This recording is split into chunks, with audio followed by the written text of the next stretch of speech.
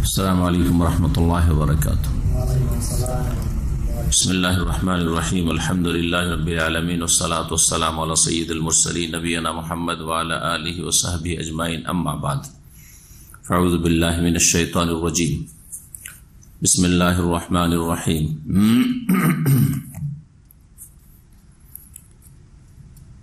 وما لكم ألا تنفقوا في سبيل الله ولله ميراث السماوات والأرض لا يستوي منكم من أنفق من قبل الفتح وقاتل أولئك أعظم درجة من الذين أنفقوا من بعد وقاتلوا وكلا وعد الله الحسنى والله بما تعملون خبير.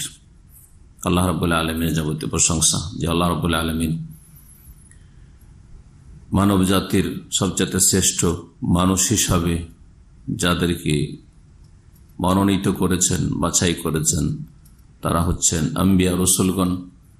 আর তারপরে সবচেয়ে শ্রেষ্ঠ মানুষ হচ্ছেন আম্বিয়া এবং রসুলগণের সাথী সঙ্গী, সহচরগণ। শেষ নবী প্রিয় নবী মুহাম্মদুর রাসূলুল্লাহ সাল্লাল্লাহু আলাইহি ওয়াসাল্লাম সবচেয়ে বেশি শ্রেষ্ঠ রসুল।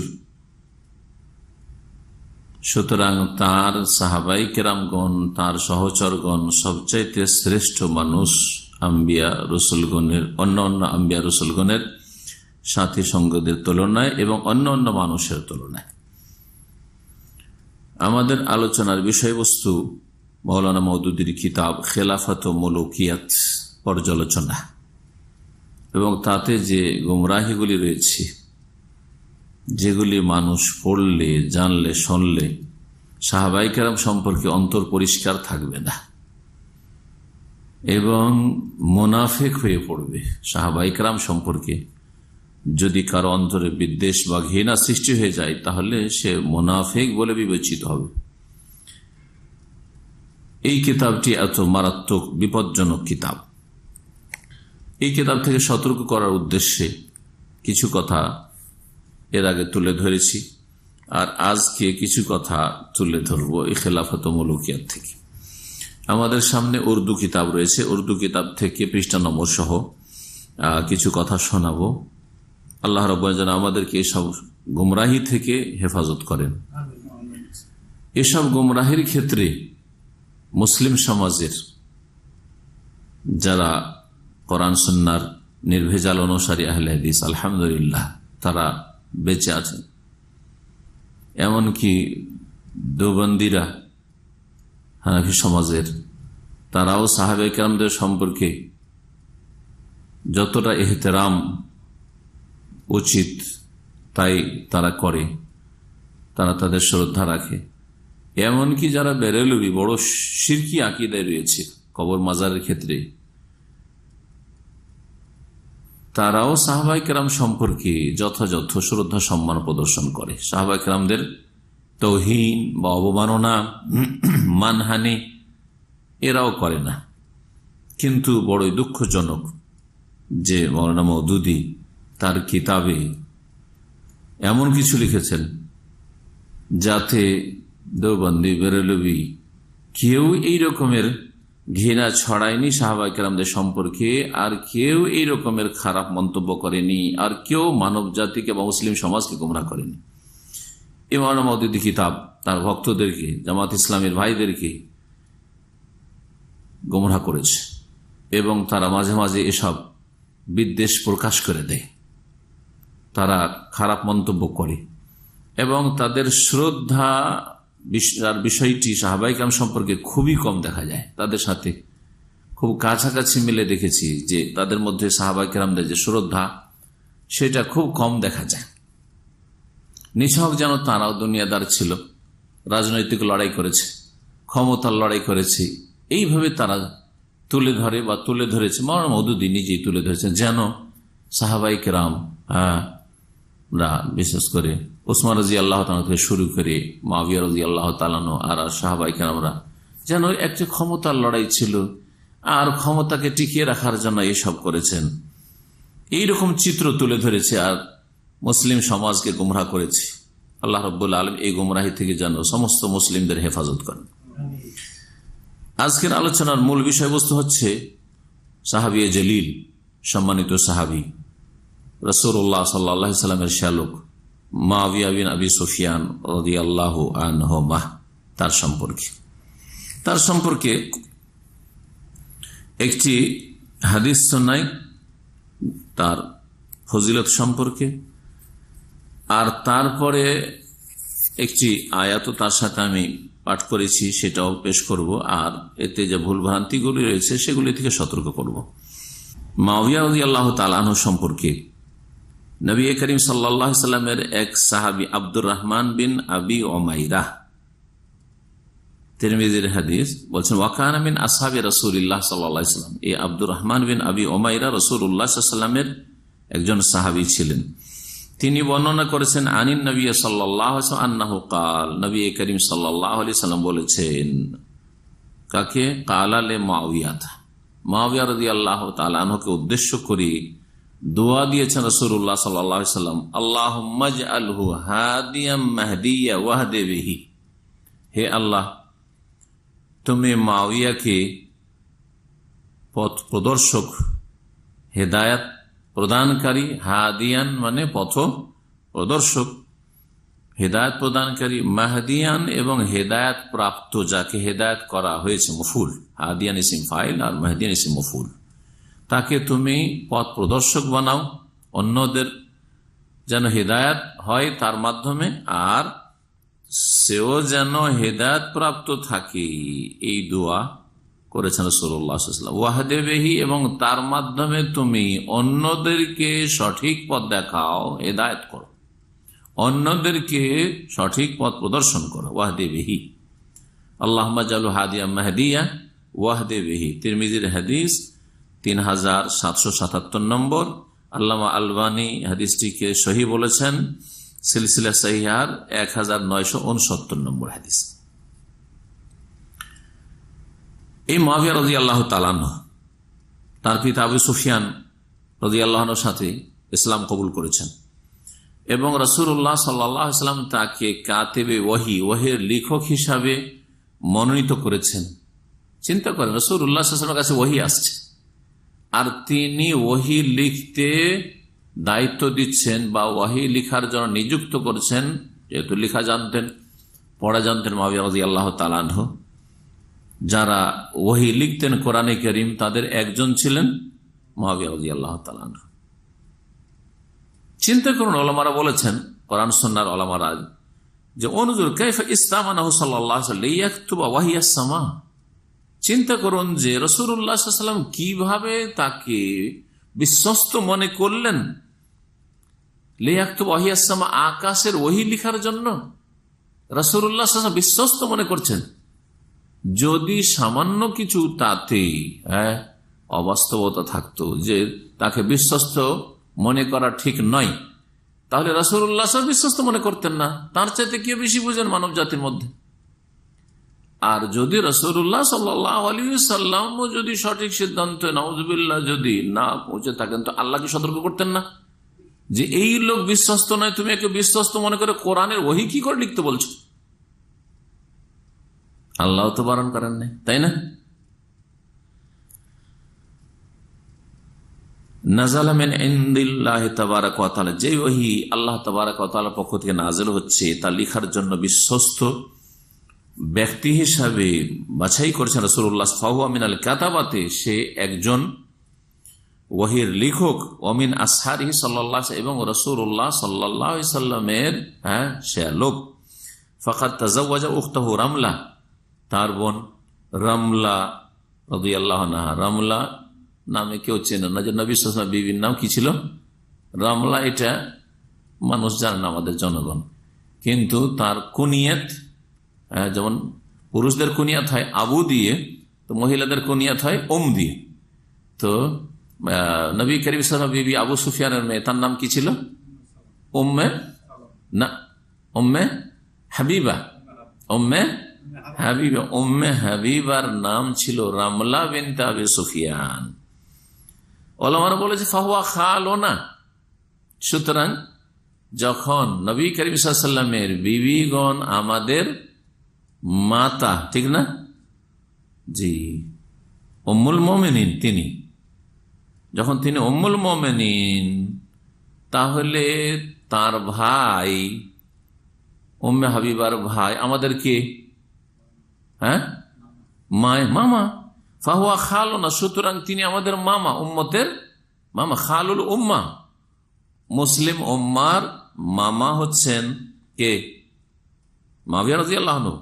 ওয়া খালুকুল্লি মুমিন, প্রত্যেক মুমিনের কিয়ামত পর্যন্ত যে কেউ মুমিন মুসলিম হয়ে আসবে এই উম্মতের প্রত্যেক মুমিনের মামা এই মুআবিয়া রাদিয়াল্লাহু ইলা আইয়ারসাল্লাহুল আরদা ওয়া মান আলাইহা, যতদিন পর্যন্ত পৃথিবী ধ্বংস না হবে একমাত্র আল্লাহ মালিক থাকবেন, আর কেউ পৃথিবী থাকবে না। এই হচ্ছে মুআবিয়া রাদিয়াল্লাহু আনহু সম্পর্কে সংক্ষিপ্ত কথা, তার পুরো জীবনী বলছি না। কোরআন কারীমের একটি আয়াত সূরা হাদীদ আয়াত নম্বর 10, সেটা শুনাই।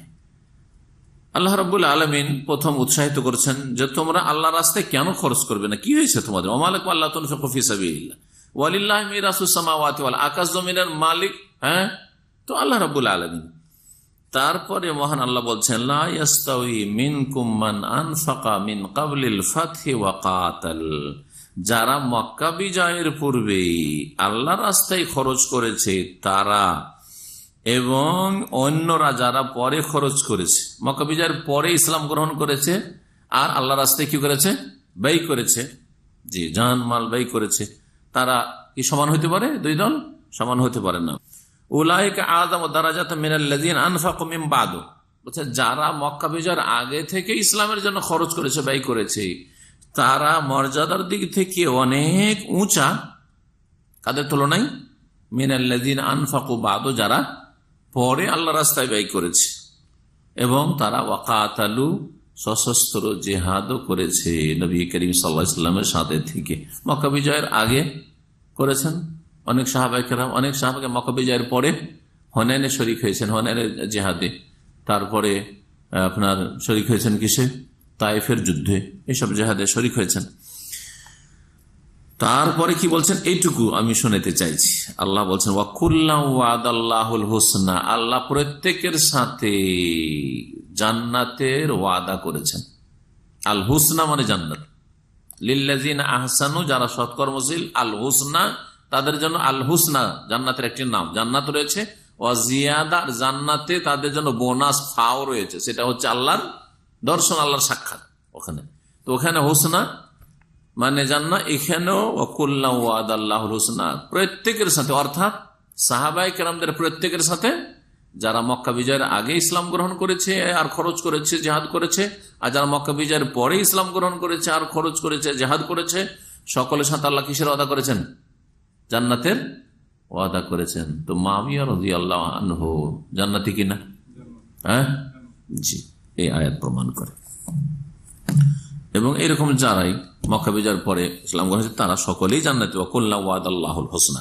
এখন খেলাফত মুলুকিয়াতে মুআবিয়া রাদিয়াল্লাহু আনহু সম্পর্কে যেসব জায়গায় বেয়াদবি করা হয়েছে এবং মিথ্যা, মওযু, জাল, যঈফ রিওয়ায়াতের উপর আস্থা করে সেসবকে এখানে তুলে ধরা হয়েছে আর তার উপর দোষ চাপানো হয়েছে, তার উপর অপবাদ দেওয়া হয়েছে এবং তার সম্পর্কে অবিচার করা হয়েছে, বাড়াবাড়ি করা হয়েছে এবং এইসব দিয়ে ঘৃণা ছড়ানো হয়েছে আর মানহানি করেছেন মাওলানা মওদুদী সাহাবী জলিল মুআবিয়া রাদিয়াল্লাহু তাআলা আনহু।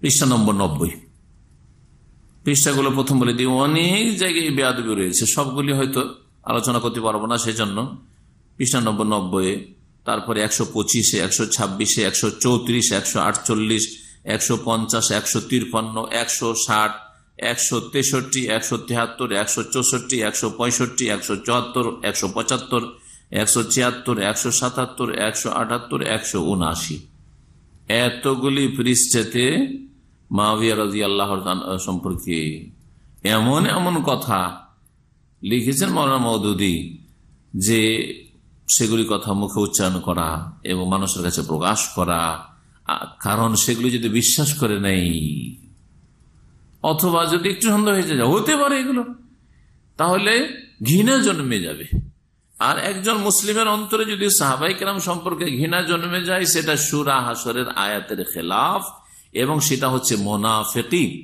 আল্লাহ দুয়া শিখিয়েছেন স্বয়ং 7 আসমানের উপর থেকে, লৌহে মাহফুজ থেকে, ওয়াল্লাযীনা জাউ মিন বা'দিহিম, যারা পরবর্তীতে আসবে, তারা আগের এই উম্মতের লোকদের জন্য, মোমেন মোমেনাতের জন্য দোয়া করবে। কি দোয়া? ইয়াকুলুনা, তারা বলবে রব্বানা ইগফির লানা, আল্লাহ আমাদেরকে ক্ষমা করে দাও, মাফ করে দাও। ওয়া লিইখওয়ানিনা আল্লাযীনা সাবাকুনা বিল ঈমান, আর আমাদের ওই সব ভাইদেরকে ক্ষমা করে দাও যারা আমাদের পূর্বে ঈমান নিয়ে চলে গেছে, ঈমানের সাথে চলে গেছে। ওয়ালা তাজাল ফি কুলুবিনা গিল, একটু ক্ষমা চাইলেন তাদের জন্য। তাদের দোষগুলি প্রচার করবেন, তাদের জন্য কি করবেন? আর তাদের দোষ তিলকে তাল করবেন বা মিথ্যা কথাকে ছড়াবেন, এটা আরো অপরাধ।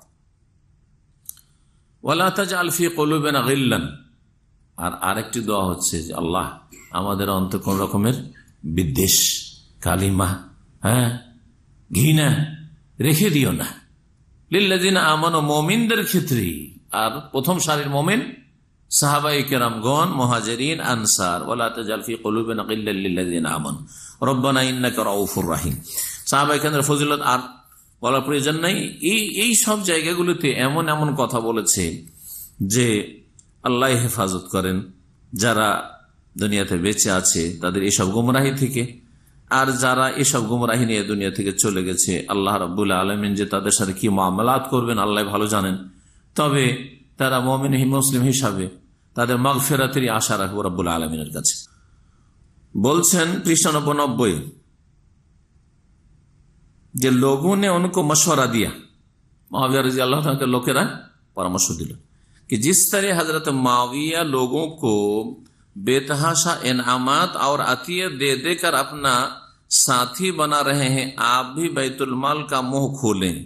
এই পরামর্শটা আলী রাদিয়াল্লাহু তাআলা আনহুকে পরামর্শ দিল লোকেরা, খলিফা রাশেদ, চতুর্থ খলিফা, যে আপনি টাকা পয়সা খরচ করে আপনার পক্ষে কেন লোক তৈরি করেন না?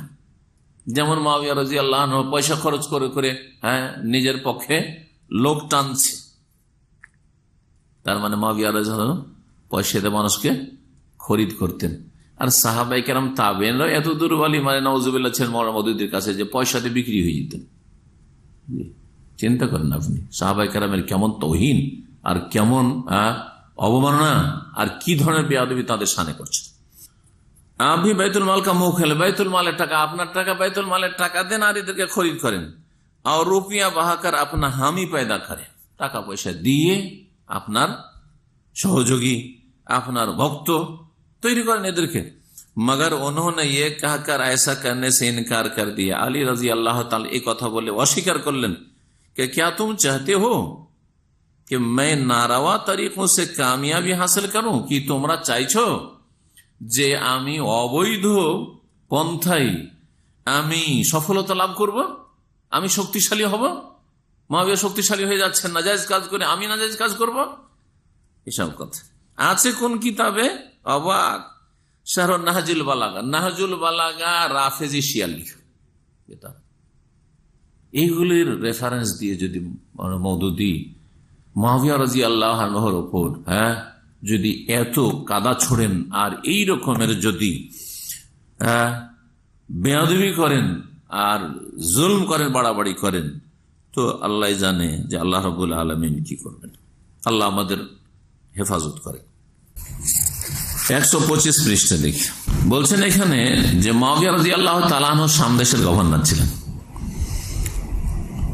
তো মুআবিয়া বিন সুফিয়ান গভর্নর হিসাবে উসমান রাদিয়াল্লাহু তাআলা রক্তের দাবি করা শুরু করলেন যে কিসাস নিতে হবে, এটা তার অধিকার না। তিনি আত্মীয় হিসাবে যদি বলতেন ঠিক ছিল, কিন্তু গভর্নর হিসাবে তার খলিফার কাছে এই দাবি করার কি অধিকার আছে? এসব বিচার করছেন, নিজে বিচারক বলছেন মওদুদী। এ বলতে বলছেন যে यानी हजरत मुआविया का इससे बदरजहा ज्यादा गैर आईनी तर्ज अमल दूसरे फरीक यानी हजरत मुआविया का था। मुआविया रजी अल्लाह ताला अन्हु যে বেআইনি তার আদর্শ ছিল। जो माविया बिन सुफियान की हैसियत से नहीं, से माविया हिसाब नहीं जे আমি उस्मान रज़ी अल्लाह आत्मीय, बल्कि शाम के गवर्नर की हैसियत से खूने उस्मान का बदला लेने के लिए उठे। আমি গভর্নর শাম দেশের, সুতরাং উসমান রাদিয়াল্লাহু তাআলা আনহুর রক্তের প্রতিশোধ নেব, এর জন্য প্রতিবাদ তিনি জানালেন।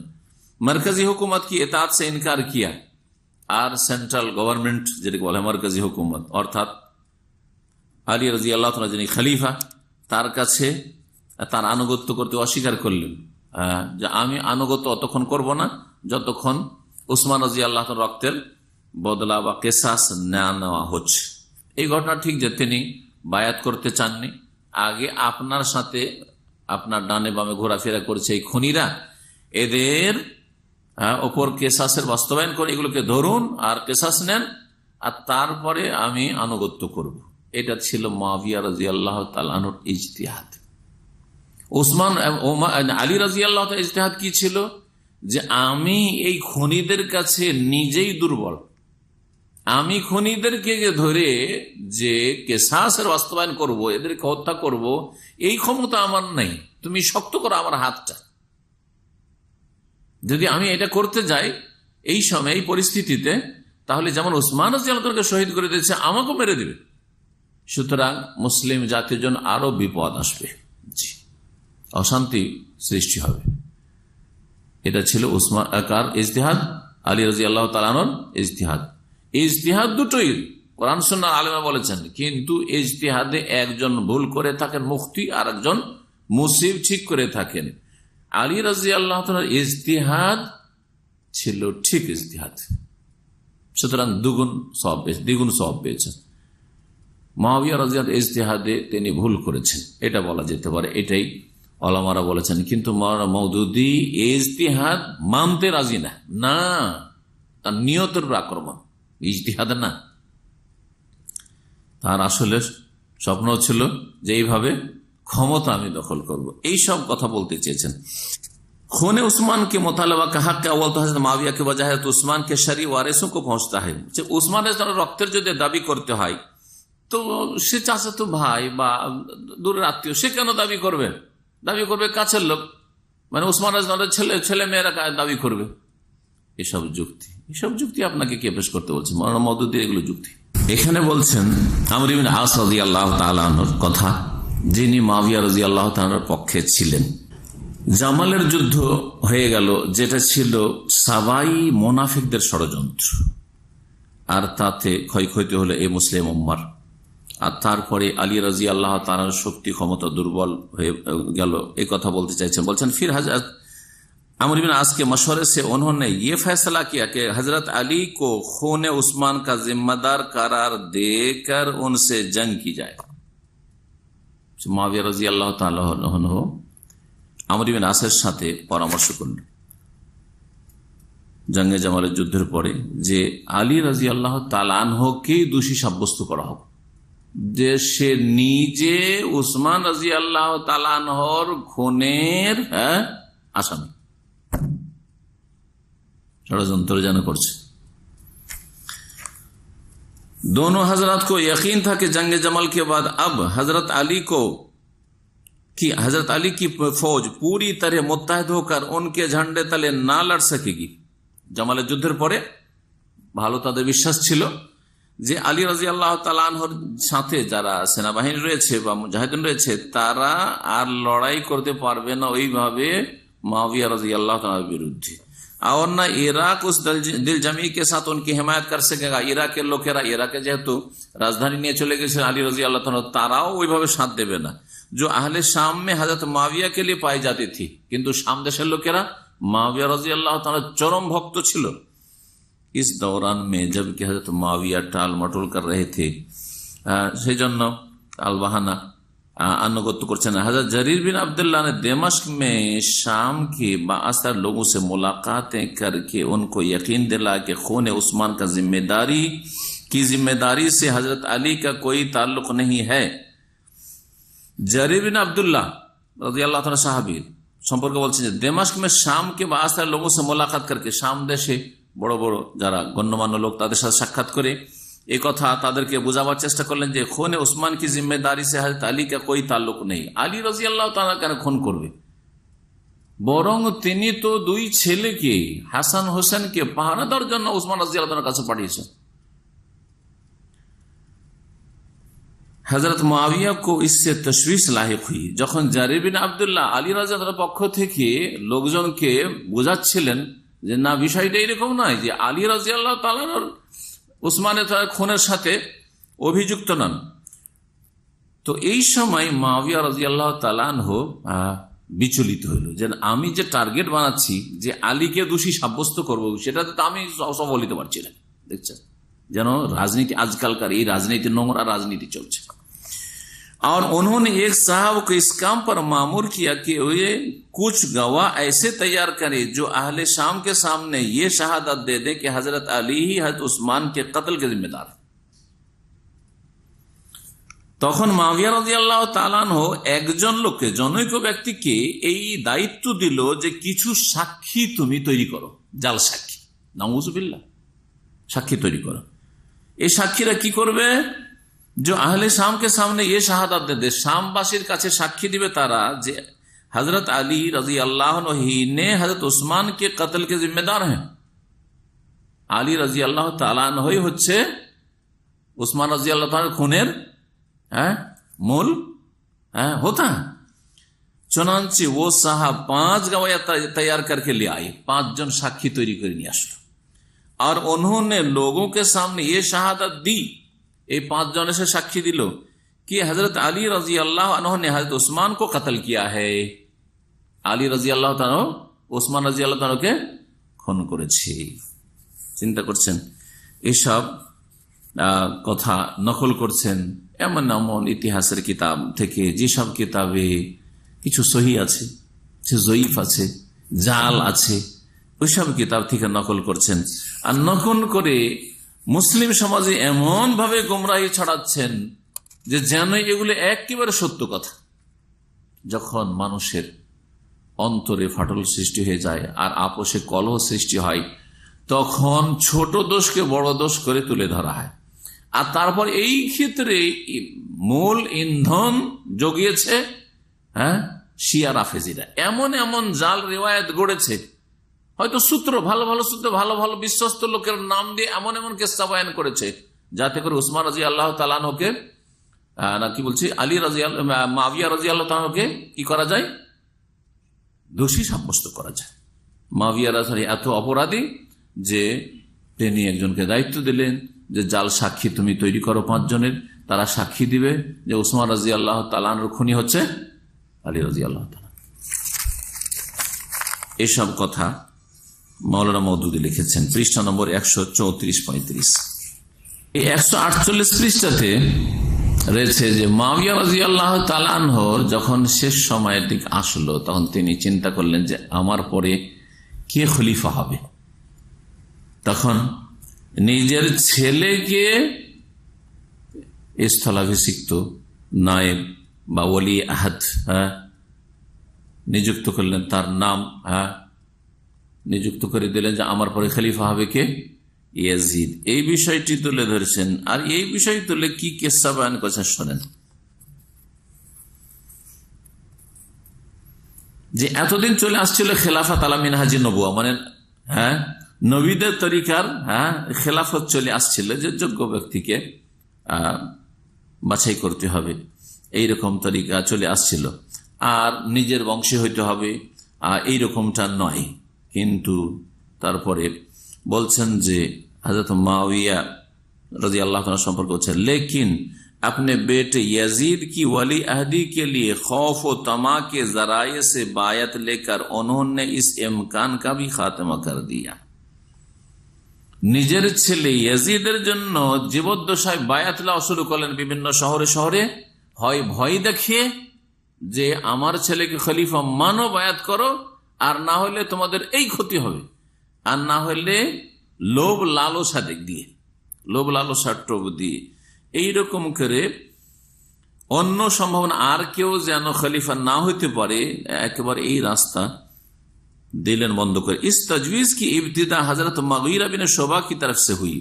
এই ইয়াজিদ যে খলিফা হলেন এটা শুরু হলো কি করে, বলছে মুগীরা বিন শুবা। এখন মুগীরা বিন শুবাও এনিও বড় দোষী, রাফেজি শিয়াদের কাছে বড় দোষী, আর মাওলানা মওদুদী একজন ওই শিয়াপন্থী এবং শিঈউন ইয়াতাসাত্তার বিসুন্নাহ, যেমন তার সম্পর্কে বলেছেন একজন বড় আলেম যে সে একজন শিয়া ছিল কিন্তু সে মুখোশধারী ছিল সুন্নিদের। এই প্রস্তাব কে পেশ করলো যে আপনি ছেলেকে খলিফা বানান, মুগীরা বিন শুবা। हजरत माविया उन्हें कूफा की गवर्नर से माजूल करने का इरादा रखते थे। কেমন করে হইল যে কুফার গভর্নর ছিলেন মুগীরা বিন শুবা। মুগীরা বিন শুবা দেখলেন যে আমাকে তো এখান থেকে বরখাস্ত করে দেবে, সরিয়ে দেবে, তা আমি এমন একটা কাজ করি, দরদ দেখাই মাওয়ার, তাহলে যাতে করে আমার গভর্নরিটা ঠিক থাকে। उन्हें इसकी खबर मिल गई, फौरन कुफा से दिमाश्क पहुंचे। कुफा থেকে দামেস্কে গেলেন, इराक থেকে सामने से, और यजीद से मिलकर कहा, यजीদের সাথে সাক্ষাৎ করলেন এই মুগীরা বিন শুবা।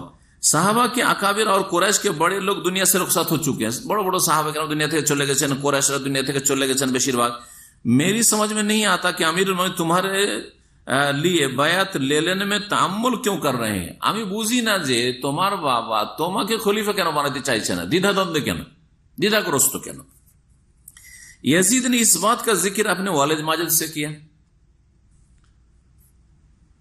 তখন ইয়াজিদ বাবার সাথে এরকম কথা বলল যে মুগীরা বিন শুবা এরকম বলছিল যে আব্বা আপনি দ্বিধাদ্বন্দ্ব কেন, আপনার পরে আমাকে খলিফা বানাবেন, এটা আপনি দ্বিধাগ্রস্ত কেন।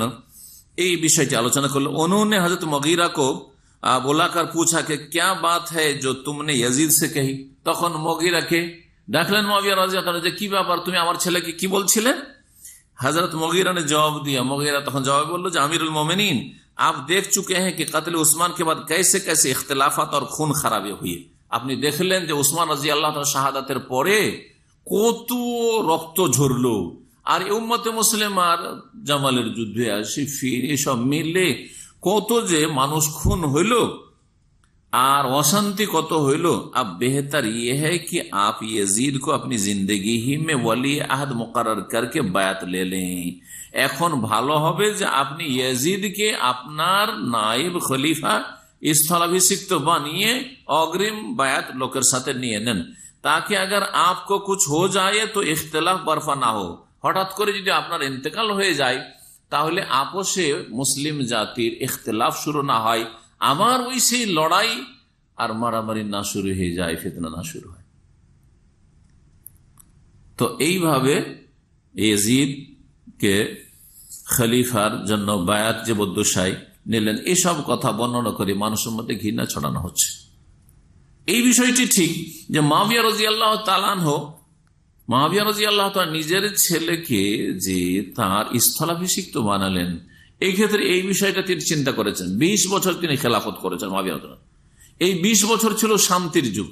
তার আগে উসমান রাদিয়াল্লাহু তাআলা শহীদ হওয়ার পর থেকে যে প্রায় কাছাকাছি 5 বছর, 4.5 বছর আলী রাদিয়াল্লাহু তাআলা আর 6 মাস হাসান রাদিয়াল্লাহু আনহু, এই সময়টি যে অশান্তি আর মারামারি আর কত যে রক্ত ঝরলো মুসলিম সমাজের, আর বিশেষ করে অনেক সাহাবায়ে কেরামদের, তাবেঈনদের, এইসব যেন আগামীতে না হয়, হওয়ার আশঙ্কা যদি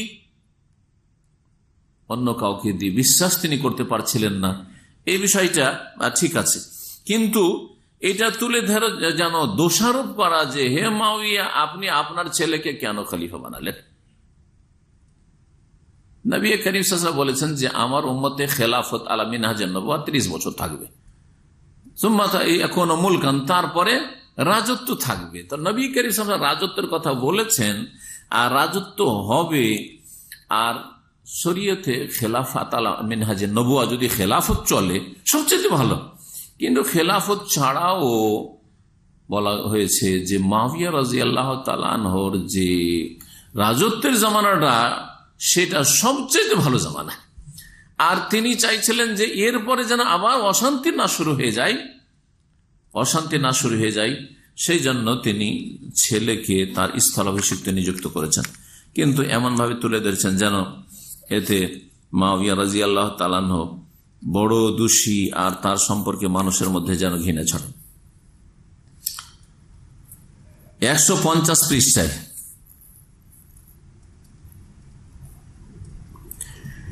বলছেন জিয়াদ কি অফাত 53 হিজরি। जियाद उबैदुल्लाह बिन जियाद बाप जियाद की वफात के बाद हजरत मुआविया ने यजीद को वली अहद बनाने का फैसला कर लिया जे আমার ছেলে यजीद के আমি वली अहद মানে আমার স্থলাভিষিক্ত বানাবো। और बास लोगों की राय हमवार करने की कोशिश शुरू करी और তারপরে যারা প্রভাবশালী লোক তাদের মতামত নিজের পক্ষে নেওয়ার চেষ্টা করলেন যাতে করে আপোষে আবার কলহ না शुरू হয়। इस सिलसिले में उन्होंने हजरत अब्दुल्ला बिन उमर को 1 लाख दिरहम भेजे और यजीद की बैयत के लिए राजी करना चाहा। 1 লক্ষ दिरहम পাঠালেন কার কাছে? আব্দুল্লাহ বিন উমর রাদিয়াল্লাহু আনহুর কাছে। और यजीद की बैयत के लिए राजी करना चाहिए, যে यजीদের বায়াত নিচ্ছি আমার পরে খলিফা হবে, আপনি এতে রাজি হয়ে যান। তখন বেঁচে ছিলেন উমর রাদিয়াল্লাহু আনহুর ছেলে প্রখ্যাত সাহাবী আব্দুল্লাহ বিন উমর রাদিয়াল্লাহু আনহু। उन्होंने कहा अच्छा ये रुपया इस मकसद के लिए भेजा गया है तो फिर तो मेरा दिन मेरे लिए बड़ा ही सस्ता हो गया। এই উদ্দেশ্যে যদি 1 লক্ষ টাকা আমার কাছে পাঠানো হয় তাহলে আমার দিন ইসলাম তাহলে আমার কাছে বড়ই সস্তা হয়ে গেছে যে আমি 1 লাখ দিরহামে আমার ধর্ম বিক্রি করে দিলাম, দিন বিক্রি করে দিলাম। ये कहकर उन्होंने रुपया लेने से इनकार कर दिया। এই বলে তিনি এই উপঢৌকন নিতে অস্বীকার করলেন। বলতে চাইছেন মুআবিয়া রাদিয়াল্লাহু আনহু মানুষকে টাকা দিয়ে দিয়ে খরিদ করেছেন আর আব্দুল্লাহ বিন উমরকে খরিদ করার চেষ্টা করেছেন। এসব কিসসা কাহিনী আল্লাহ রাব্বুল আলামিন ভালো জানেন, কিন্তু এসব জাল আর জয়ীফ আর কত রকম মিথ্যা কথা দিয়ে মানুষের অন্তরকে একেবারে ঘৃণাতে ভরে দিয়েছে। এইরকমই 153 পৃষ্ঠাতে মুআবিয়া রাদিয়াল্লাহু তাআলা আনহু সম্পর্কে বড়ই অবমাননামূলক কথা রয়েছে যেগুলি সময়ের স্বল্পতার জন্য আর বর্ণনা করছি না। 160 পৃষ্ঠায় বলছেন যে এই যে পরিবর্তন খেলাফতে রাশেদার পরে মুআবিয়া রাদিয়াল্লাহু আনহুর জামানাতে যে পরিবর্তনগুলি আসলো, বলছেন যে दूसरी नुमाया तब्दीली ये थी कि दौरे मुलूकियत के आगाज ही से बादशाह किस्म के खुलाफा ने कैसर और किसरा का सा तर्ज जिंदगी इख्तियार कर लिया। খোলাফা রাশেদিনের যুগের পরে যখনই বাদশাহী শুরু হলো, মুলুকিয়াত রাজত্ব শুরু হলো, এই তার শুরুতেই তারা রোমান শাসক রাজা আর পারস্য রাজাদের মতো জাঁকজমকপূর্ণ ভোগবিলাসের জীবনযাপন শুরু করে দিল। মুআবিয়া সম্পর্কে এইসব আলোচনা। और उस तरीके को छोड़ दिया जिस पर नबी करीम सल्लल्लाहु अलैहि वसल्लम और 4 खुलाफा राशिदीन जिंदगी बसर करते थे। যেমন নবী করিম সাল্লাল্লাহু আলাইহি ওয়াসাল্লাম জীবন ছিল, 4 খলিফার জীবন ছিল, সেই রকম জীবনটা তারা বাদ দিলেন। शाही हरस माने बॉडीगार्ड और उनके महलों की हिफाजत करने और उनके जेलू में चलने लगे। बॉडीगार्डेर साथ चलते शुरू कर लो। हाजिब और दरबान उनके और आम के दरमियान हाइल हो गए। বাড়িতে দরবান লাগিয়ে দেওয়া যাতে করে বাদশার সাথে বা মুআবিয়া রাদিয়াল্লাহু আনহুর সাথে কেউ সাক্ষাৎ না করতে পারে, ইয়াজিদের সাথে কেউ সাক্ষাৎ না করতে পারে, এইসব করে দিলেন। এইসব বলে মানুষের মধ্যে ঘৃণা ছড়ানো, এই হচ্ছে এই খেলাফত মুলুকিয়াত কিতাবের কাজ। তারপরে 161 পৃষ্ঠায়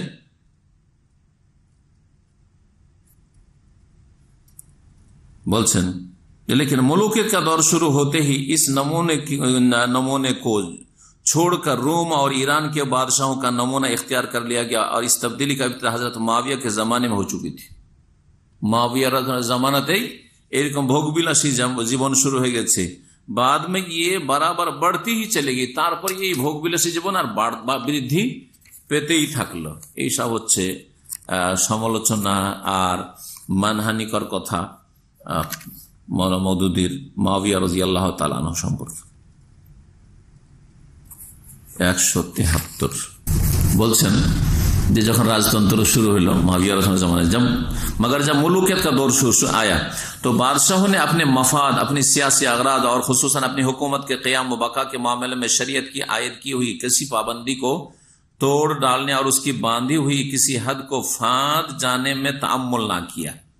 রাজতন্ত্রের যুগ যখন আসলো তখন নিজের ফায়দা লুটার জন্য, তারপর নিজের রাজনৈতিক উদ্দেশ্য হাসিল করার জন্য আর নিজের গদিকে मजबूत करार जन्नो शरीयत की आयद की हुई किसी पाबंदी को तोड़ डालने और उसकी बांधी हुई किसी हद को फांद जानने में कोई तामुल ना किया। शरीयतेर विधि विधान और सीमाना ये सब पार करार क्षेत्रे कोनो रकमेर कोनो परवा करलेन ना, बेपरवा हुए जा इच्छा ताई तारा करलेन। नौजुबिल्लाह। बोलते अगरचे उनके अहद में भी ममलकत का कानून इस्लामी कानून ही रहा, যদিও देशेर आईन कानून छिलो इस्लामी कानून छिलो, किताबुल्लाह सुन्नत रसूलुल्लाह की आईनी हैसियत का उनमें से किसी ने कभी इनकार नहीं किया, ता अस्वीकार करेনি যে কোরআন সুন্নাহ আমরা মানি না, কিন্তু এগুলি বেপরোয়া হয়ে তারা লঙ্ঘন করেছে। নাউযুবিল্লাহ। लेकिन उन बादशाहों की सियासत दीन के ताबे ना थी। রাজাদের এই রাজনীতি दीনের আওতাভুক্ত ছিল না। उसके तकाजे वो हर जायज और नाजायज तरीके से पूरा करते थे। जायज का नाजायज सब किसी करतो जा स्वार्थे হইতো। और इस मामले में हलाल और हराम की तमीज रवा ना रखते थे। हलाल हराम कोनो पार्थक्य ছিল না।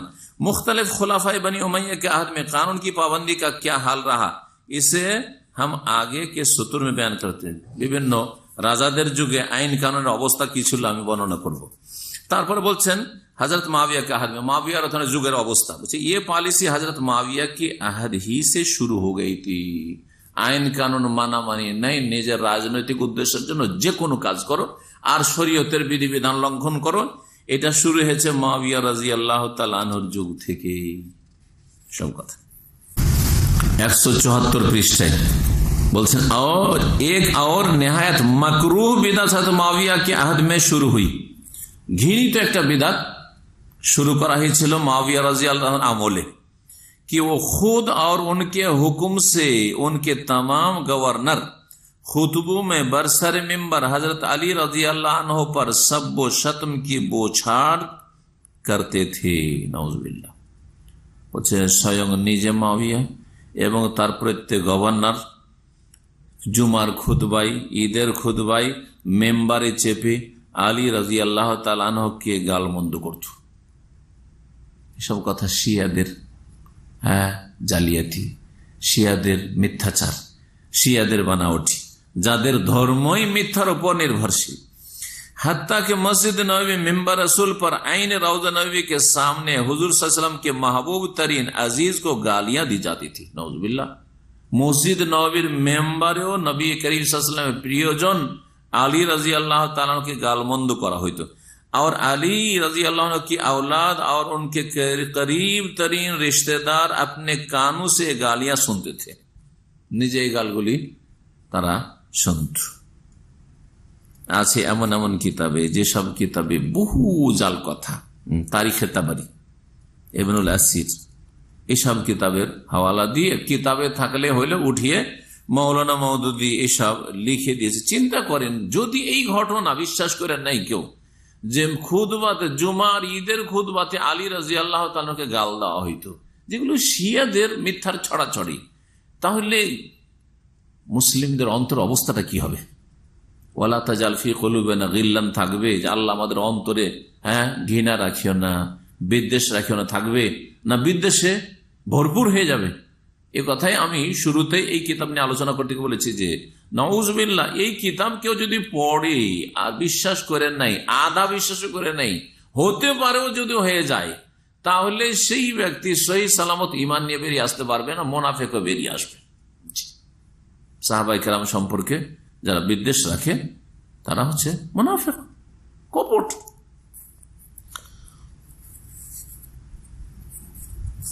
তারপরে গনিমতের ধন সম্পদ ভাগ বন্টনের ক্ষেত্রে বেপরোয়া হয় নাকি ভাগ বন্টন করেছে। माल गनीमत की तकसीम के मामले में 174 पृष्ठ, माल गनीमत की तकसीम के मामले में भी हजरत माविया ने किताबुल्लाह और सुन्नत रसूलुल्लाह के सरी अहकाम की खिलाफ वर्जी की। কোরআন সুন্নাহর বিধি বিধানের প্রকাশ্য বিরোধিতা করেছেন। নাউজুবিল্লাহ। किताब सुन्नत के रूह से पूरे माल गनीमत का 5वां हिस्सा बैतुल माल में दाखिल होना चाहिए, 5 भाग बैतुल माल आसमान, और बाकी 4 हिस्से उस फौज में तकसीम किए जाने चाहिए जो लड़ाई में शरीक हुई हो। लेकिन हजरत माविया ने हुक्म दिया कि माल गनीमत में से चांदी सोना उनके लिए अलग निकाल लिया जाए।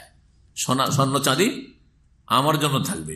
फिर बाकी माल शरी कायदे के मुताबिक तकसीम किया जाए, बाकी धन সম্পদগুলি শরীয়তের বিধান মোতাবেক ভাগ বন্টন করা হবে। এই সব কিচ্ছা কাহিনী শুনিয়ে মুসলিম জাতির অন্তরে বিদ্বেষ সৃষ্টি করেছে মাওলানা মওদুদী। আল্লাহ রাব্বুল আলামিন যে কি মামলা করবেন আল্লাহ ভালো জানেন।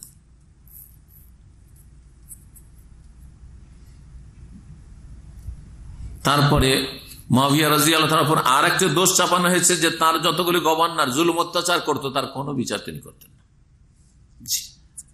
ফুল স্বাধীনতা দিয়ে দিয়েছিলেন। এই 175 পৃষ্ঠা এইসব কথা রয়েছে। এই ধরনের কথা আরো অনেক রয়েছে। আল্লাহ রাব্বুল আলামিন এসব থেকে হেফাজত বলছেন, হযরত মুআবিয়া ने अपने गवर्नरों को कानून से बालातर करार दिया। মুআবিয়া রাদিয়াল্লাহু তার গভর্নর যারা ছিল তাদেরকে বলেন যে তোমরা আইনের আওতাভুক্ত না, মানে তোমাদের উপর কোনো বিচার চলবে না। এটা তো কোনো কাফের দেশে শুনেছি, নেপালের রাজতন্ত্রে শুনেছি যে সেখানে রাজ পরিবারের সদস্যদের কোনো বিচার হবে না, ওরা আদালতের বিচার আওতাভুক্ত না। আলহামদুলিল্লাহ সৌদি আরবে তো নাই। সৌদি আরবে তো রয়্যাল ফ্যামিলির লোককে কেসাসে হত্যা করা হয়েছে, আপনারা জানেন গত বছরের ঘটনা বা তার আগের বছরের ঘটনা জানেন। আর মুআবিয়া রাদিয়াল্লাহু জামানার উপর এই মিথ্যা তোহমত অপবাদ লাগানো হচ্ছে যে তার গভর্নররা আইনের ঊর্ধ্বে ছিল। এসব কথা একমাত্র শিয়া রাফেজি বলতে পারে।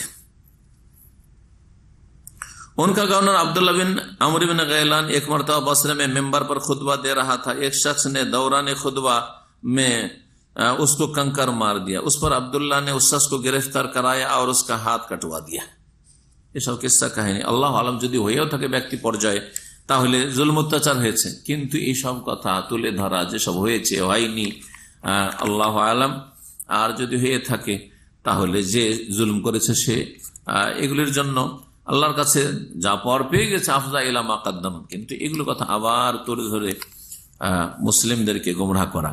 এইরকম 176 পৃষ্ঠায় এই ধরনের কিস্সা কাহিনী বর্ণনা করে বিদ্বেষ ছড়ানো হয়েছে।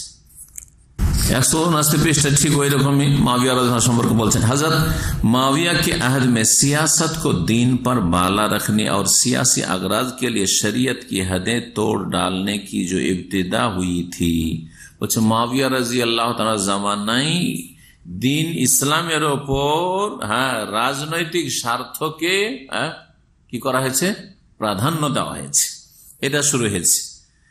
এবং শরীয়তের যে সীমারেখা রয়েছে সেটা লঙ্ঘন করা হয়েছে, এটা শুরু হয়েছে। उनके अपने नामजद करदा जानशीन यजीद के आहद में वो बदतरीन नताइज तक पहुंच गए। শুরু করেছেন মুআবিয়া রাদিয়াল্লাহু তাআলা আনহু, আর তার স্থলাভিষিক্ত তার ছেলে ইয়াজিদের যুগে সেটা একবারে জঘন্য পরিণতি পর্যন্ত পৌঁছে গেছে। অর্থাৎ শরীয়তের কোন পরোয়া নেই, দিন ইসলামের ওপর প্রাধান্য পেয়েছে কি রাজনৈতিক লক্ষ্য উদ্দেশ্য। 179 পৃষ্ঠ। আর বেশি এসব না শুনিয়ে শেষখানে দোয়া করি আল্লাহ রাব্বুল আলামিন যেন আমাদের অন্তরকে সাফ রাখার তৌফিক দান করেন। এবং শিয়া রাফেজিরা সাহাবায়ে কেরাম সম্পর্কে আমভাবে 4-5 জন সাহাবী ছাড়া তাদের কুফরি ফতোয়া রয়েছে। আর বিশেষ করে মুআবিয়া রাদিয়াল্লাহু আনহু, আমর ইবনে আস, আর তারপরে আপনার মুগীরা বিন শুবা, আর এইরকম বেশ কিছু সাহাবায়ে কেরাম যাদের নাম আসছে মুআবিয়া রাদিয়াল্লাহু আনহুর খেলাফত আমলের সাথে তাদের সম্পর্ক, তাদের যে মিথ্যার ছড়াছড়ি, এই সব কথাগুলি প্রায় কথাগুলি মাওলানা মওদুদী যেন বিশ্বাস করে এই কিতাবে তুলে ধরেছেন। আল্লাহ রাব্বুল আলামিন এইসব অনিষ্ট থেকে, গুমরাহি থেকে আমাদের হেফাজত করেন। এবং আমাদের আহলে হাদিস অনেক ভাইরাই যারা এই জামাত ইসলামীর সাথে লেগে গিয়ে গুমরাহির শিকার হয়েছে তাদেরকে ফিরে আসার তৌফিক দান করেন। এবং অন্যান্য ভাইরা যারা সাদা সিধা মানুষ, তারা ইসলাম শক্তিশালী হবে হয়তো জামাত ইসলামের মাধ্যমে, এইরকম ভুল বুঝে এই জামাত ইসলামের গুমরাহ দলের সাথে যারা জড়িয়ে গেছেন আল্লাহ তাদেরকে যেন সুন্নতি দান করেন এবং ফিরে আসার তৌফিক দান করেন হেদায়েতের দিকে, সহি রাস্তার দিকে, কোরআন সুন্নাহর দিকে। 1-2টি কথা আর বলি মুআবিয়া রাদিয়াল্লাহু বিষয়টি এখন ছেড়ে দিয়ে। সাহাবায়ে কেরাম সম্পর্কে পুরো সাহাবায়ে কেরামদের সম্পর্কে মাওলানা মওদুদের একটি বিরূপ মন্তব্য 109 পৃষ্ঠা। সাহাবায়ে কেরামদের সম্পর্কে বলতে গিয়ে বলছেন যে दूसरी एक इस्लामी तहरीक की सरबराही के लिए ये लोग मौजू भी ना हो सकते थे क्योंकि वो ईमान तो जरूर ले आए थे। সাহাবায়ে কেরামদের মধ্যে যারা মক্কা বিজয়ের পরে ইসলাম গ্রহণ করেছেন, সূরা হাদীদের আয়াত নম্বর 10-এ কি বললাম, আল্লাহ সকলের সাথে জান্নাতের ওয়াদা করেছেন। আর বলছেন যে এরা যারা পরে মুসলমান হয়েছে, বলছে যে এরা ইসলাম তো গ্রহণ করেছে, मगर नबी करीम सल्लल्लाहु अलैहि वसल्लम की सोहबत व तरबियत से उनको इतना फायदा उठाने का मौका नहीं मिला था। नबी करीम सल्लल्लाहु अलैहि वसल्लमेর সংসর্গ থেকে সেই রকমের প্রশিক্ষণ নেওয়ার আর উপকৃত হওয়ার সুযোগ সুবিধা হয়নি कि उनके जहन और सीरत व किरदार की पूरी कल्बे माहियत हो जाती, যে তাদের অবস্থা পরিবর্তন হইতো, তাদের জীবনে বিপ্লব ঘটতো। এই বলে সাহাবায়ে কেরাম সব বলতে চাইছেন যে তারা দ্রুত দুনিয়াদারিতে মেতে উঠেছেন। নাউযুবিল্লাহ। এইরকমই 110 পৃষ্ঠায় একজন সাহাবী হাকাম ইবনে আবিল আস, আমর ইবনে আল আস, এই হাকাম ইবনে আবিল আস আর একজন সাহাবী, এর সম্পর্কে এরকম অবমাননা করেছেন যা এখানে মাওলানা মওদুদ উল্লেখ করেছেন, যাকে সব কথা আর বেশি না তুললে আমার মনে হয় এখানে শেষ করে দেওয়া হল। আল্লাহ রাব্বুল আলামিন সব থেকে হেফাজত করেন আর আমাদেরকে সমস্ত গুমরাহিতে বেঁচে থাকার তৌফিক দান করেন। আল্লাহ রাব্বুল আলামিন এইসব কিতাবের শার থেকে, অনিষ্ট থেকে মুসলিম জাতিকে বাঁচিয়ে রাখেন এবং এইসব কিতাবকে জ্বালিয়ে দেওয়া আর মুসলিম সমাজে থেকে সরিয়ে দেওয়া, মুসলিমদের ঘর থেকে এগুলোকে পুড়িয়ে জ্বালিয়ে শেষ করে দেওয়া, এটা একটি ফরজ কাজ। আর এই জন্যই এই কিতাব আরব দেশগুলিতে, বিশেষ করে সৌদি আরবে নিষেধ আছে। সৌদি আরবে এই কিতাব নিয়ে আসা নিষেধ রয়েছে, খেলাফত ও মুলুকিয়াত। আল্লাহ রাব্বুল যেন এইসব শার থেকে বাঁচিয়ে রাখেন। ওয়া সাল্লাল্লাহু আলা মুহাম্মদ ওয়া আলা আলিহি ওয়া সাহবিহি।